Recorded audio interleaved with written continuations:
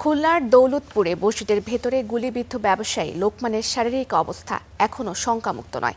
উন্নত চিকিৎসার জন্য তাকে ঢাকায় এভার কেয়ার হাসপাতালে নিবিড় তত্ত্বাবধানে রাখা হয়েছে। লোকমানের সর্বশেষ শারীরিক অবস্থা ও ঘটনার অগ্রগতি নিয়ে খুলনা থেকে বিস্তারিত জানাচ্ছেন সহকর্মী রফিউল ইসলাম টুটুল। টুটুল, জানাবেন বর্তমানে তার শারীরিক অবস্থা কেমন দেখছেন, চিকিৎসকরা কি বলেছেন?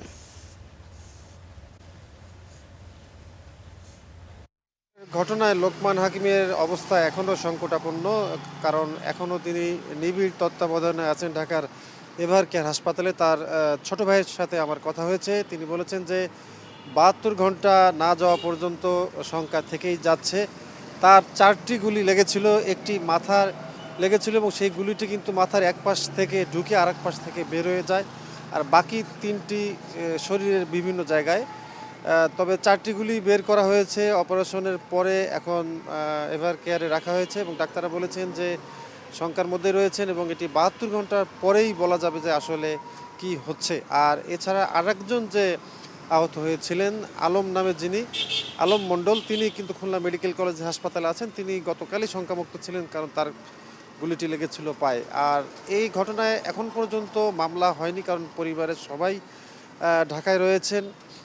তবে পুলিশ কিন্তু গতকাল থেকেই, ঘটনার পর থেকেই বিশেষ অভিযানে নেমেছে। গতকাল রাতেও তারা একটি বিশেষ অভিযান করেছে, কিন্তু এখন পর্যন্ত এই ঘটনায় মামলা না হলেও তবে অভিযান চলছে, কিন্তু কোনো ধরনের আটক বা গ্রেফতার এই ঘটনা এখন পর্যন্ত তারা করতে পারেনি। তবে এই ঘটনার পর কিন্তু ওই এলাকা সহ এটি কিন্তু খুলনা এখন আলোচিত বিষয়, কারণ একটি বিশেষ অভিযান চলছে গত 3 তারিখ থেকে এই খুলনার সন্ত্রাসীদের বিরুদ্ধে বা সন্ত্রাসী কার্যকলাপের বিরুদ্ধেও। এই অভিযানের মধ্যেও যে এই সব ঘটনা ঘটছে, এর মধ্যেই 2টি ঘটনা ঘটে গেছে। এই কারণে কিন্তু সাধারণ মানুষ কিন্তু উদ্বিগ্ন এবং এটি একেবারে আইন শৃঙ্খলা বাহিনীর প্রতি, যারা দুর্বৃত্ত বা সন্ত্রাসী বাহিনী, তাদের কিন্তু একেবারে চ্যালেঞ্জ ছুড়ে দেওয়ার মতো হয়েছে। কারণ যত ধরনের অভিযান বা শক্ত ব্যবস্থায় তারা না নেওয়ার চেষ্টা করুক পুলিশ বা অন্য বাহিনী, তারা কিন্তু তাদের যে কার্যক্রম সেটি কিন্তু কোনোভাবেই থামছে না এবং